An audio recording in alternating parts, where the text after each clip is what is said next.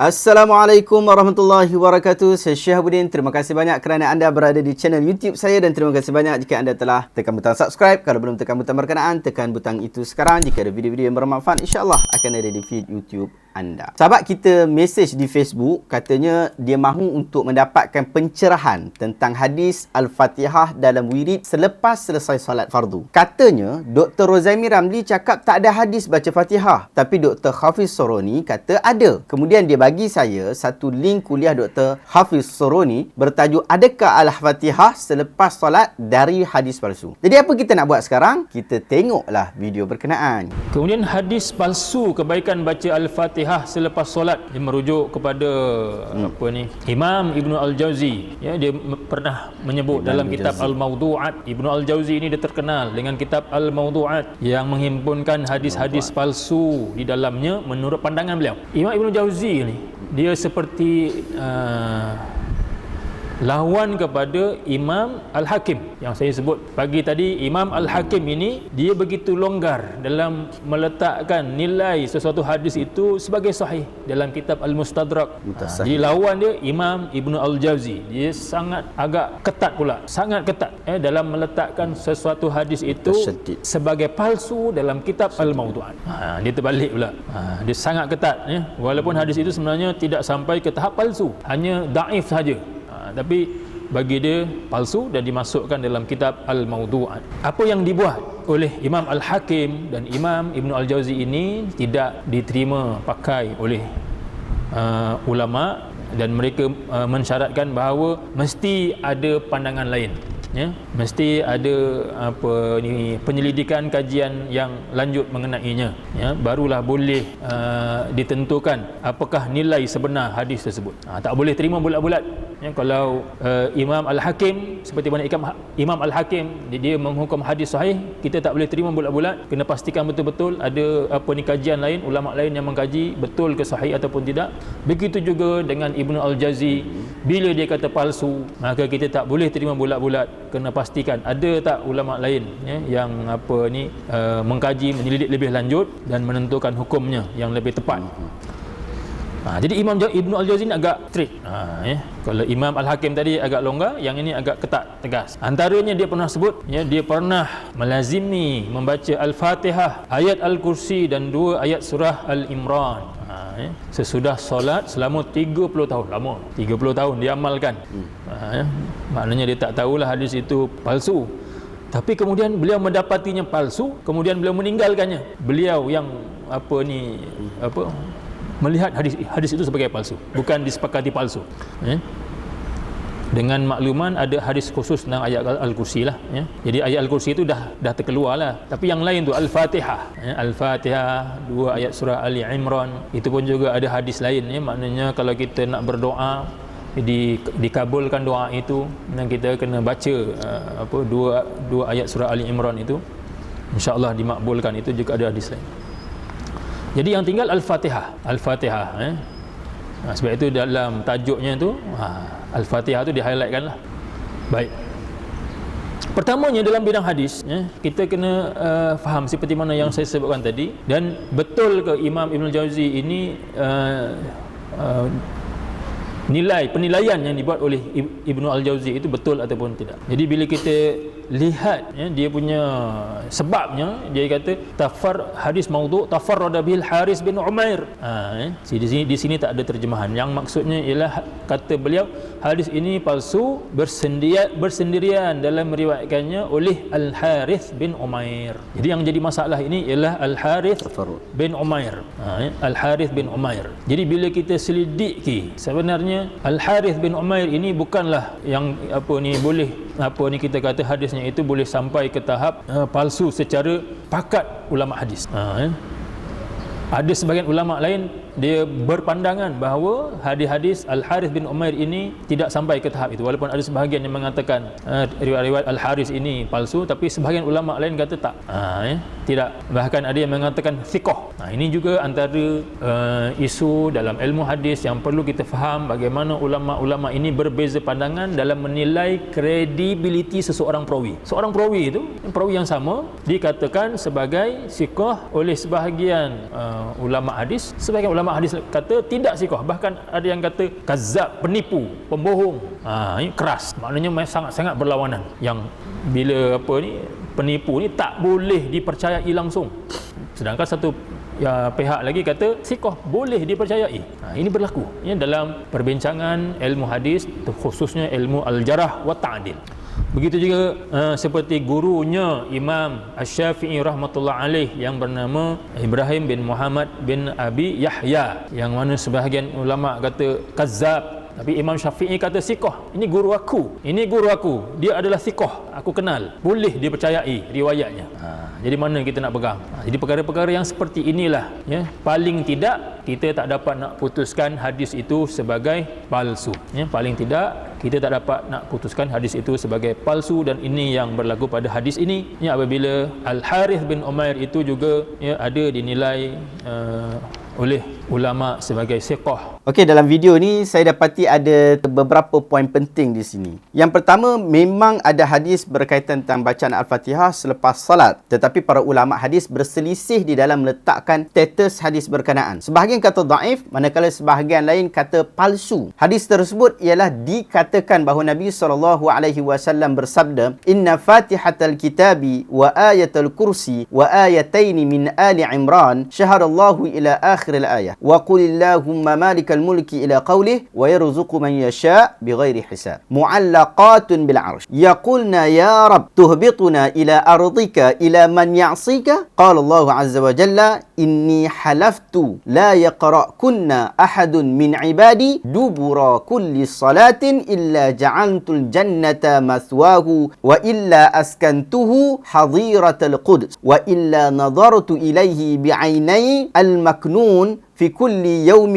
90 نظرة وإلا قضيت له كل يوم 70 حاجة أدناها المغفرة وإلا نصرته من كل عدو وأعذته منه." Sesungguhnya surah Al-Fatihah, ayat kursi dan dua ayat dalam surah Ali Imran ayat 18, 19 dengan ayat 26 adalah ayat-ayat yang bergantungan pada arasy. Ayat-ayat itu berkata, "Wahai Tuhan, Engkau turunkan kami ke bumi dan di tengah-tengah orang yang bermaksiat kepadamu." Allah berfirman, "Dengan zatku aku bersumpah, tidaklah seseorang dari hamba-Ku yang membaca kamu semua pada penghujung setiap solat kecuali pastilah aku jadikan baginya syurga tempat kembali, atau aku tempatkan di dalam tempat yang bersih, atau aku akan melihat kepadanya dengan kedua-dua mataku yang terpelihara pada setiap hari sebanyak 70 kali, atau aku penuhi baginya setiap hari 70 keperluan dan yang paling rendah adalah keampunan, atau aku bantu dia menghadapi musuh lalu aku lindungi dia." Hadis ini direkodkan dalam kitab-kitab para ulama dalam 3 bentuk. Pertama, direkodkan hadis ini dalam kitab-kitab tanpa sebarang kritikan ataupun pujian, tetapi dalam kitab-kitab itu diletakkan dalam bab amalan dengan hadis, seperti Amalul Yaum wa Lailah oleh Ibn Sunni, Tafsir Al-Wasid oleh Al-Wahidi, Muwajibatul Jannah oleh Al-Asbahani dan sebagainya. Dan kemungkinan mereka meletakkan hal ini di samping dengan isu-isu bahawa ini adalah hadis yang bersifat zikir, dan kita tahu bahawa zikir dan doa itu sifatnya lebih luas berbanding amalan-amalan yang telah tetap pada perkara-perkara lain. Yang kedua, ada juga yang menyebutkan tanpa disebutkan status di dalam bab yang pelbagai. Dalam Fadailul Quran oleh Al-Mustaghfiri, Al-Majalisul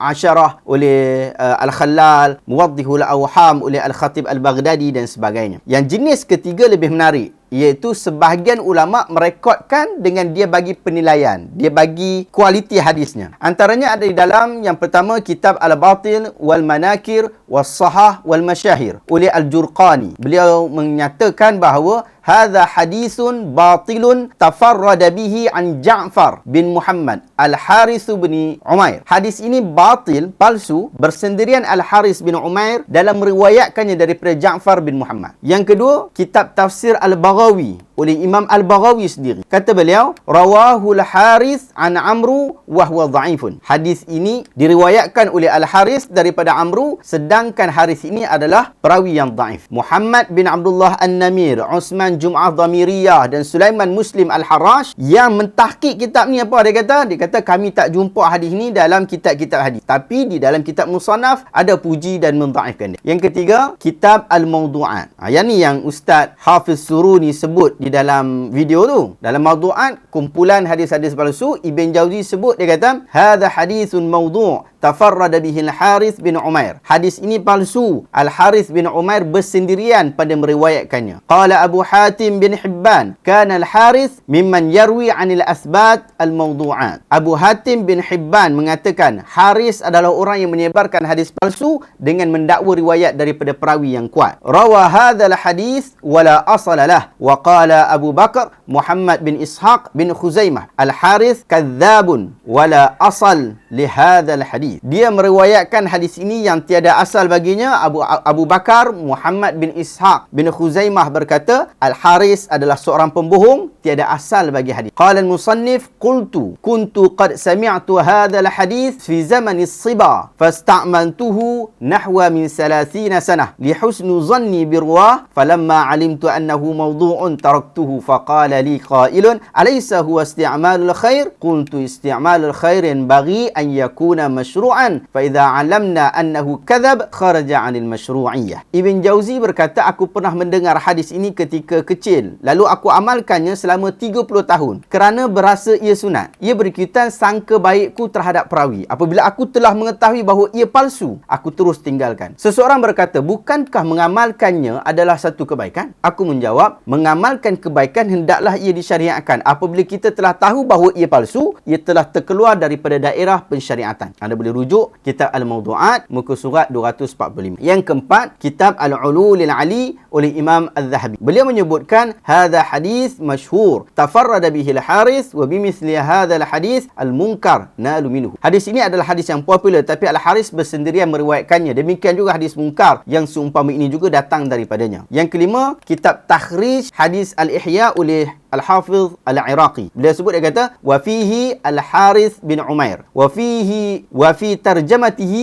tarjamatihi dzakarahu Ibn Hibban fi ad-du'afa wa qala mawdu' la asla lah wal Harith yarwi 'an al-asbat al-mawdu'at. Qultu wasaqahu Hammad bin Zaid wa Ibn Ma'in wa Abu Zur'ah wa Abu Hatim wa Nasa'i wa rawa lahu al-Bukhari ta'liqan. Pada hadis ini terdapat Al-Harith bin Umair. Di dalam kitab terjemah beliau, Ibn Hibban memasukkan Al-Harith dalam kategori perawi dhaif. Dia berkomentar, palsu, tiada asal. Al-Harith meriwayatkan hadis palsu lalu disandarkan kepada perawi yang kuat. Saya pula, iaitu Al-Iraqi, berpandangan Al-Harith telah dinyatakan siqah oleh Hammad bin Zaid, Ibn Mu'in, Ibn Zur'ah, Abu Hatim dan An-Nasa'i. Imam Bukhari sendiri meriwayatkan hadis Al-Harith dalam kategori ta'liq. Anda boleh rujuk muka surat 399. Jika nak direkodkan lagi, pasti lebih banyak manfaat yang kita boleh dapati daripada penulisan-penulisan dan pandangan para ulama. Tetapi cukuplah sekadar ini sahaja kerana ia telah memberikan kita beberapa gambaran. Yang pertama, hadis ini tidak disepakati kepalsuan atau kedhaifannya. Sebahagian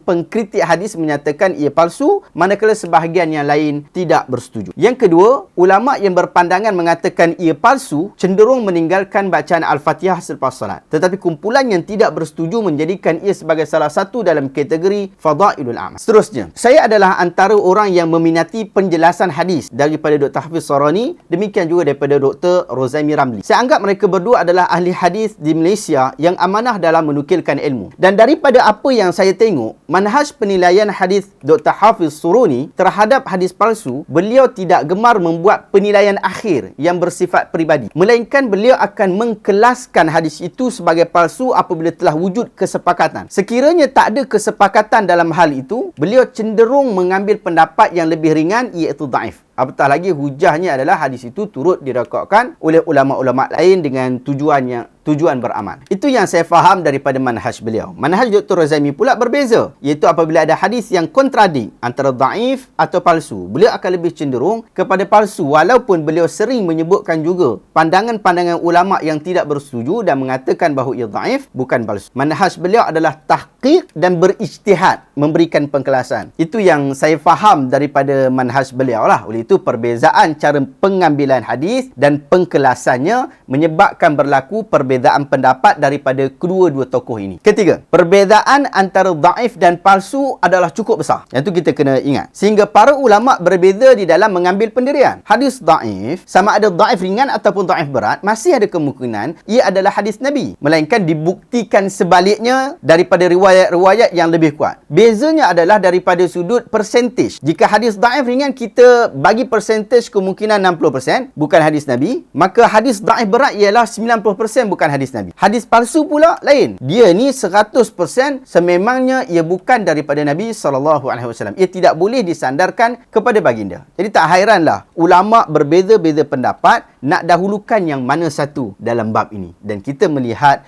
perbezaan-perbezaan yang murni seperti ini. Wallahu ta'ala alam. Adakah anda dapat sesuatu daripada video kali ini? Jika anda rasa video ini bermanfaat, tekan butang share. Semoga orang lain juga mendapat manfaat yang sama. Terima kasih banyak. Assalamualaikum warahmatullahi wabarakatuh.